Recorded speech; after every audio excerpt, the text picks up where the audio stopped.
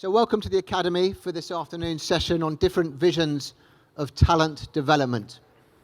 My name is Ben Littleton, and I'm delighted to be joined by some of the best practitioners in talent development from across Europe. We have Maria Ruiz de Ona, who's from Athletic Club de Bilbao. She's head of coaching development there, and as probably most of you know, Athletic Club de Bilbao is unique in football. They only select players from the local region, Basque players, which means there is more pressure on the coaches to develop the players. They're not a buying and a selling club. They develop their own talent. We have Ruben Jonkind, who is, well, used to be head of talent development at the Ajax Academy and now is in charge of Cruyff football. We have Bob Bruijs. Well, where do I start with Bob? How long have we got? He's technical coordinator of the Belgian FA. He's basically change agent for a football nation, a nation that is vastly overachieving for its population and its demographic. But he's also coach of a youth side as well, the under-16s. So he knows exactly what's going on the national level. And we have Steve Lawrence, who is actually an architect who designed the Ajax Youth Academy, but he also works with Ruben and Cruyff football. And Steve is going to kick us off with a short presentation about a key aspect of talent development. Thank you, and sorry for the long introduction. There are a lot of experts. Okay. I'm going to stand up if that's okay, because I'll just find that a little bit easier. Can everybody see that? I'm going to go very fast through this, for which I apologise, but there's no alternative. I'm going to talk about relative age effects and what conclusions we can draw about talent development from that. I gave a presentation in Switzerland for UEFA back in January, and they gave me these figures. Now, these are relative age charts which you ought to be familiar with. And at the bottom here, it's split into quarters, and the bottom part of the chart is the first quarter of the year, then the second, then the third, and then the fourth quarter. And you can see that there's a predominance of early-born players in all of these cohorts. This was 2008 to 2012. Under 17s at the far end, then under 19s, women's under 17s, women's under 19s, and then the under 21s. In the next period, which is more recently, you'll see that there is no change in that bias. It's absolutely rock solid in the talent development system that we have. And if I then look at the large associations versus small associations, England, Spain, France, Germany, Italy, Azerbaijan, Belarus, Faroe Islands, Kazakhstan, and Latvia, you will see that in the bigger associations, the relative age bias is stronger. So the more competitive the league, the stronger the bias. Now, the reason that this happens is that we universally use this rule from FIFA down through UEFA, down through the associations. Players are eligible to play in the competition if they were born after a certain date. In England, in the home nations, we use 1st of September. Through the rest of Europe, we use 1st of January, and that's true around the world for the most part. And what that does is it sets this up. It means that these two potential players wind up in exactly the same cohort. So they're in competition with each other for participation and as they get older for a place in the higher level teams. So this image is important, and I hope that will remain with you, because we do this with our rule. Now, I've developed two really simple analytic tools. You saw the UEFA one split into quarters. I use something which I call a relative age index, which is very simply the percentage of players born January to June.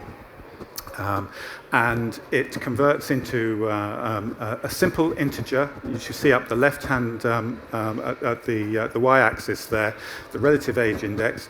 And along the bottom, the second metric I use is the average age of the cohort. That is the team, the squad, the league, whatever the competition might be.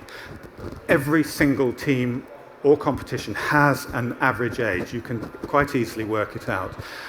And what this chart shows is that there is a correlation between the age of the cohort and the relative age bias which we see evident. The red dots there are the Ajax Academy about 4 or 5 years ago. The blue and the green was an experiment that Ruben instigated around Amsterdam. 3,000 amateur club players were asked, the clubs were asked to make their selection teams. They chose the blue players and they rejected the green players. And they set up a relative age bias from which Ajax then chose the players that it was going to bring into their academy system. So those are the two main metrics I use. And recently I've done analysis, a big piece of analysis with a data set from the Dutch FA. About 8,500 matches, and then another data set from Infostrada, now Gracenote, of a further 7,000. So 15,000 matches across 64 competitions in those 2 years, from under 12 to adult, using the relative age index and the average team age, and two other things which I'm about to show you: a month of birth bar chart and an age curve. And I use, you'll see why in a minute. In that cohort of young Dutch players, 82,000 match participations produced this bias in the system, with the January borns at the left-hand end and the December borns at the right-hand end. And you'll see that R squared is 0.95 there. And then I use this, this is the age chart. You might have seen these beginning to show up. The relative age chart is on the top there, so you can see what that looks like. This is the Dutch under 17s during that period of time at the very highest level in the Eredivisie. In the background of that curve, you see the normalized profile that we would expect to see in any population, in any human population. And the point that I make here is that if we see a deviation from that normal profile, we know that the system is both biased and inefficient. And if it's inefficient, we create potential. So where the orange curve goes outside the normal curve, that means that we're spending time, energy, and resources on players who shouldn't be there. And where they're missing from the normal age curve, we're missing talented players who ought to be in the system but aren't. To show what it's like at a different level, the orange is the Eredivisie, the blue is the Eerste Divisie, which is the first division, and you can see they're slightly different profiles, but the bias exists at that second level too. And there's just some more. On the left-hand end there, the starting lineup players, you can see are very biased. The second one is the players who sat on the bench, and you will immediately see the bump on the left-hand side means that there are younger players taken from the year down who are sat on the bench in those matches and given an opportunity there where the relatively younger players are not. Now, I use as a baseline for my calculations, which you're about to see, the home advantage. We all know what a home advantage is. We know that that calculations on match odds, for instance, the starting point is the home advantage. This is a study done by James Curley, who's at Columbia University. And he's established, this is the Premier League in the first division over 100 years. The home team will win 1.62 points per game. The away team will win 1.14 points per game. That is 100 years worth of football, and it is not going to change much. And it's not random. If it were random, 1.41 points per game is what we would see. If we now take my two metrics and compare them, on the right-hand side, that's the percentage of home wins in the cohort of the under 12s to under 19s of the Dutch data set. And points per game turns out at 1.53 for the home team, 1.29 for the away team. If we look at the older versus the younger team, the older team in those 5,700 matches earned 1.52 points, and the younger team earned 1.31. So it paid the coaches to put the older team on the field because they got 1.52 points for every match. And that means at the end of the season, they look like a better coach than the ones who got less. And on the left-hand end, that's a comparison of relative age bias using the relative age index. So the more biased team got 1.52 points per game, and the less biased team got 1.31 points per game. Average age is the driver of the relative age effect. Now, if we look at these, this 5,700 matches on an age basis, top left-hand side is the under 12s, and they get older coming down the left-hand side and then down the right-hand side. These leagues at the bottom are first-team matches. Well, they're adult matches. Now, if you look at the home and away, the pink, the red and the pink, the home advantage is constant through the age groups. It's there at under 12, and it's there in the adult game, as we might expect. If you look at the green and you look at the relative age bias, what happens to it? It starts out at 1.47 points per game, and it steadily reduces as the age is down to the adult game. And to the adult game, we don't see any bias in the Premier League or the World Cup. How am I doing for time?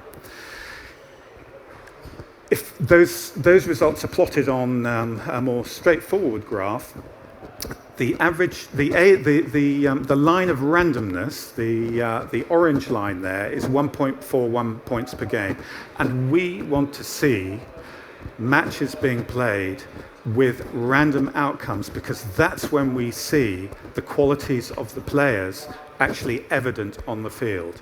The green line, the relative age index, has an R squared of 0.83, which means that it's pretty solid. So, the concept of average team age. Can we make a rule which allows coaches to put a range of ages on the field, catering for the individual development trajectory, but which meets an average age requirement, creating the normalized team, the normalized curve that I showed you earlier, and within a multi-age environment? Well, I believe that we can.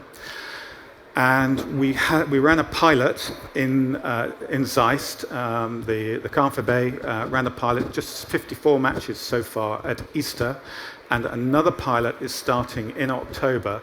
It's called Youth Plan Nederland, and it operates at just below the level of the professional clubs, and the purpose of the exercise is to discover players who have been missed by the professional system, but using an average age rule allows them to play at a competitive basis. And the rule says this: the squad may consist of 18 players whose combined average age is not older than 14 on a particular date, and the age difference between the oldest player and the youngest player may not be more than 2 years. Those are just examples.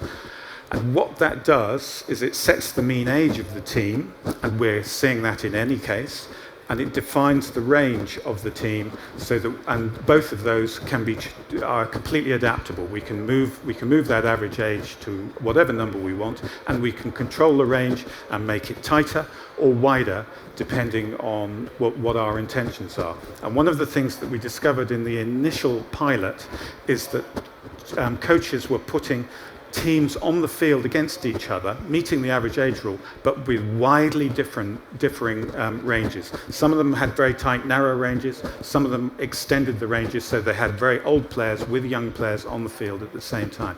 And my contention is that this is very, very interesting from a coaching point of view. Sorry that was so fast, but it had to be quite quick, and now it's for the experts to say what they think. Thank you very much, Steve. That was interesting, and there was a lot of slides and a lot of information in a short amount of time. There's clearly, from what Steve says, and we can see now in the figures, a relative age bias in development football. Ruben, this is something we touched on yesterday in the Cruyff football chat with Jordi Cruyff and Wim Jonk. There's a difference between the team paradigm and the player paradigm. Can you explain why this relative age bias actually exists? Yeah, well, I always start with the words of Johan Cruyff himself, and he said, "I've never seen a team making a debut. It's always the individual player who makes a debut." So it's very common sense, you know, but in reality it doesn't happen. The team paradigm, I call it like this, is the idea that all the resources, the organization, coaches, everybody is focused around the team in the youth academy.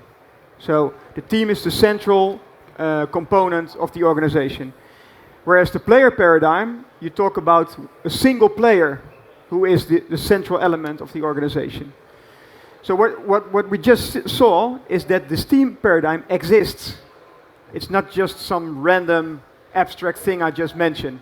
And what Johan saw in the 80s, when he reformed the Ajax Academy, it existed back then. And why does it exist? Well, there are many reasons for this. But on the player level, it means that the best players who are the best today are being put on the field. The coaches are focused on winning. They want to win. And the organization bases their organization on all the teams because it's logistically easy. But what happens is that we are putting players there who will not make it to the best level later. And we are losing on quality, on players with high quality, which is a loss both to the game and financially. So the only way as a youth coach you can show that you are good, if you think about it in this way, how can you do it? Just by winning the game.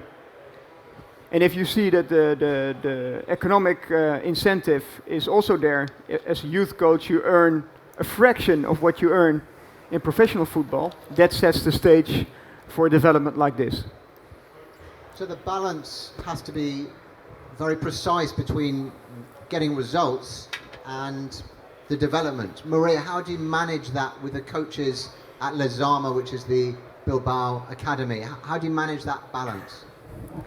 Okay, this is a very hard process learning for coaches, because coaches came from a different environment. They train teams and they are focused on the results. But maybe nobody told them that there is other way to work with players. And we have to realize that for them is something new. And the first question that coaches need to ask themselves is what to develop players demand from us, and demand something different and something more. It's not enough my experience as a player, as a professional player. It's not enough my experience as a coach. We need something more. Yes. The most difficult point is to overcome the ideas to the result is something different. First, the organization needs to do a reflection about what is success in this organization. And the head director and the organization has to have very clear this meaning, what is to win. Because the success in a club where the focus is the development of the player is different from other clubs. Then, in the day-by-day, that is very important, because when the coach is preparing the training session, is preparing the match, in that moment, it's important to have a conversation with him. In what are you thinking to prepare the match? What are your decisions? And the most important is to teach coaches the reflection post-match. Because sometimes the coaches always think that the player played bad, we have a bad performance, is something separate from him. And the coach needs to understand that the result, if we talk about development players, the results talk about my work as a coach. And we need to change a lot of paradigms. We need to change a lot of beliefs. And to change, when I change something, I lose something. And when I lose something, I need a grief, yes? I have to overcome a grief. And the case directors and the person who work with coaches, psychologists, need to go along with coaches all of this process. So as the education of the coaches seems to be key in making sure that they understand that it's not just about results, but it is about the individual development. For you, Bob, is it different being in charge of national teams where there's just a different structure of competition formats? Yeah, indeed, but I think as a coach of a national youth team, we also have to give the good example. But the problem is, you have European Championships, under 17, under 19, so there we are forced to win. And you can say, okay, maybe it's interesting that you can learn players how to win. Yeah. So for me, it's difficult. But does it mean for me exactly when we are playing friendly games, I try to give the same playing opportunity to all my players. For me as a youth coach, when you are a youth coach, you have 18 players, you have 20 players. For me, it's a principle of equality. So it's the right of the child to play. How can a player develop his qualities when he's sitting on the bench? It's impossible. So also, what Ruben said, are the players that we have in our national youth team, when they are 15, 16, are the right players who will perform at a later age group. So it means we have to look for not the high performers, but the high potentials.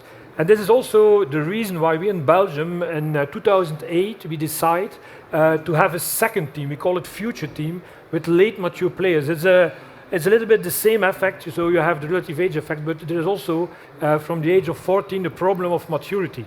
You can see it when take a picture of a class, 14, 15 years old, boys, girls, you see difference. Because some players, they start the puberty when they are 13 years old, other players when they are 15 years old. So there you see a very big difference. And late mature players, they are physically not so developed as early mature players. So it's an unequal battle.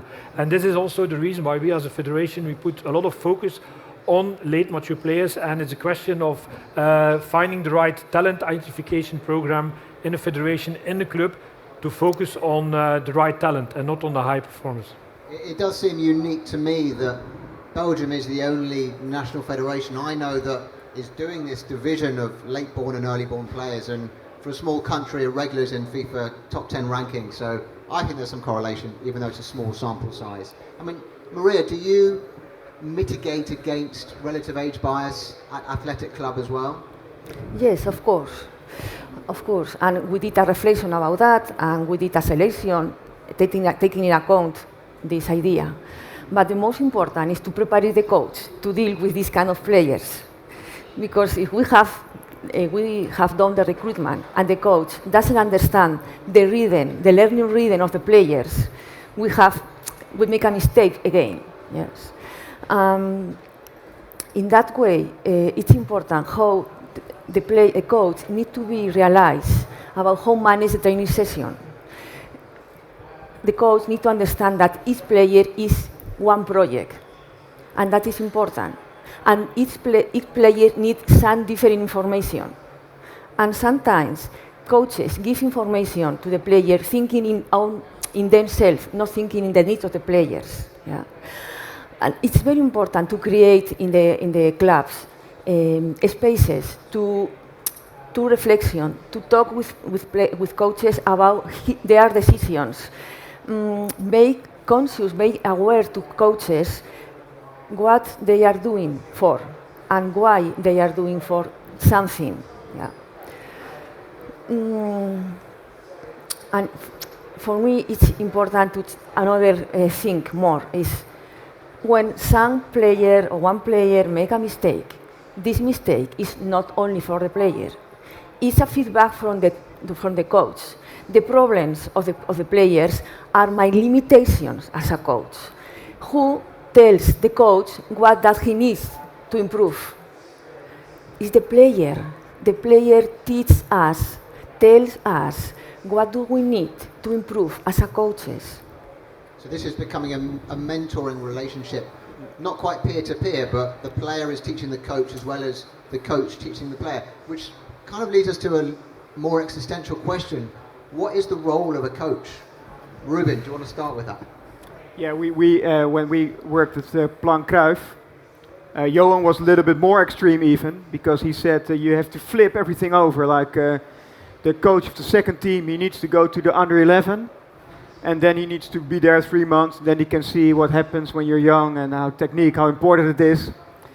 And what we did at Ajax is we shifted the responsibility for the coach from the result on the Saturday to we gave him a batch of players of different ages. So instead of you're the under 17 coach, now you are the mentor of 12 players, age 16, 17 and 15.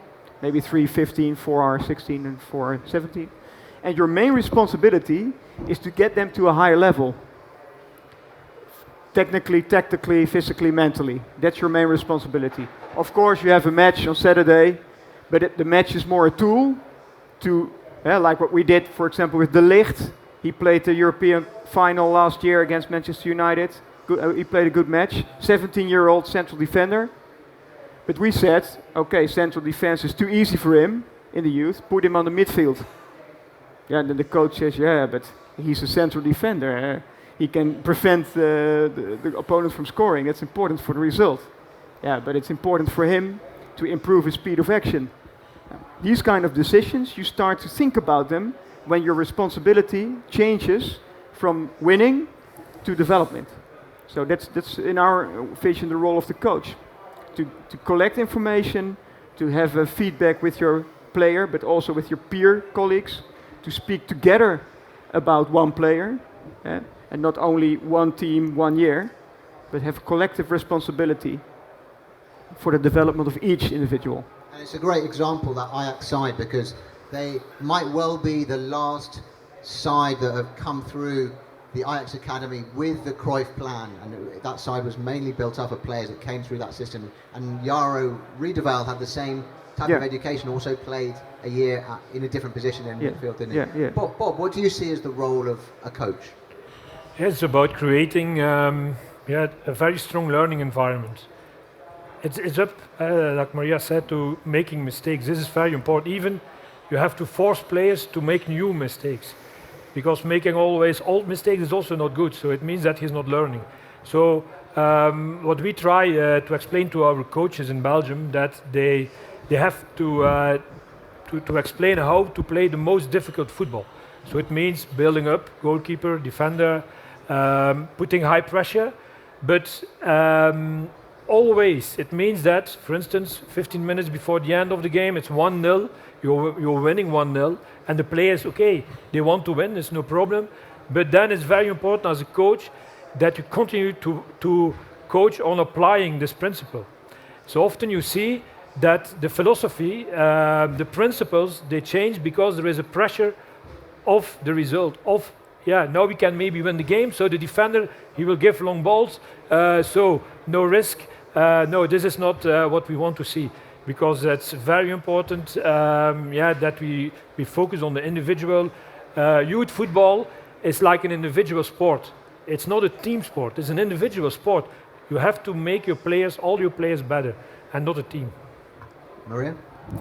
I remember once we are playing against Barcelona, and Iker Muniain is going to hire with us, and he had one objective, because he needed to learn to manage his frustration, and he knew his objective, and when the rival pushed him and he get out and say, "Hey," and the coach told him, "Hey, come here and sit down." And the game is continued, but we were playing with one less player. The coach of the Barcelona told our coach, "Hey, you were one player less." Yes, I know. Our person in charge of recruitment was very nervous, because, oh my God, Iker Muniain is not going to hire with us. When finish the match, we lose the match. But we won a player. Because the parents saw this situation and understood that Iker needed to learn something if he want to be a professional person. Because if we develop professional players, but we don't develop the person, we will have a professional player, but we will not have a professional person. We need to understand that behind a player there is a person, and we cannot separate the development of the player or the development of the person. That for me is the most important. And I think that's something that Athletic Club de Bilbao do exceptionally well. They have a link up with the University of Duestro, so every player that comes through the system has the opportunity to take a degree, and many of them go on to higher education. And speaking of education, Steve, there are clear links between the Cruyff football philosophy and another form of education. Yes, there are. One of the special moments of my life was being present when my wife, who heads up the Montessori movement globally, actually met with Johann Cruyff, and it was just watching two minds coming together, and they just talked the same language, and it was fascinating. Now, the principles of Montessori education, I don't know how familiar you are with it, but they involve a prepared environment for learning. They involve highly trained guides rather than teachers, and they direct the progress of the children, and they understand the development trajectory of each individual child, and it's a multi-age environment. Now, the multi-age environment where peer-to-peer education goes on, for instance, it has great potential for what we're doing, and the project that Ruben brought into being at Ajax was a multi-age environment with exactly those principles. And indeed, the academic building, which I designed at the heart of the Ajax Academy, is a prepared environment, and it sits right in the middle of the academy, and it says to anyone who comes, academic education is important to us as a football club, and it's important for our players, because many of them will not become football players. And the third thing is the training of trainers program, because Montessori exists with a global training of trainers program at an extremely high level. You can't even get onto the training of trainers program until you've been a teacher for 7 years. Now, the training of trainers program is something that Ruben has taken on board, and it's one of the things that Cruyff Football will do, and is already beginning to get going in a number of places around the world, actually. So there's philosophically there's a great deal of common ground. Clearly clear links, and I think all coaches, their job is to improve individuals as people, players, and therefore they are educationalists. Now, we only have 5 minutes left, so there is an opportunity for anyone here to ask a question to any of the experts on the panel. So if there is, I think there's a roving mic. If anyone wants to ask a question, now is your chance.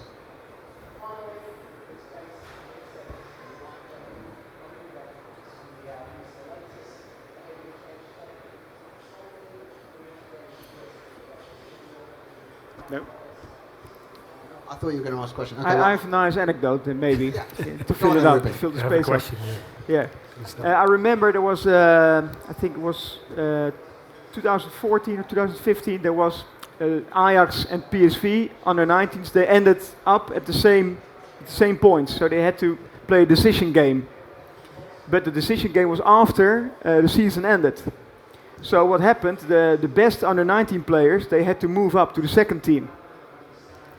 But the decision, the second team was already taking holiday, and those players, if you look at the player individually, he needs a holiday in order to be recovered for the next year. That's an individual thinking mindset. But the coach, he had to play this game still to become champion of Holland.